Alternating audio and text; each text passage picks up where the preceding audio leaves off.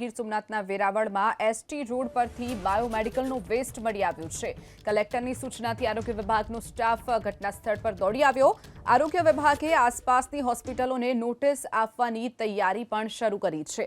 અંદાજે 20 થી 25 kilo બાયોમેડિકલનો waste ઠાલવવામાં આવ્યો હોવાનું ખુલ્યું છે।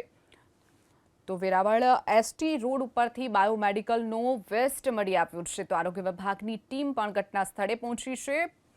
કલેક્ટરે તમામ જે આસપાસમાં આવેલી હોસ્પિટલો છે તેને નોટિસ આપવાની પણ તૈયારી દર્શાવી છે।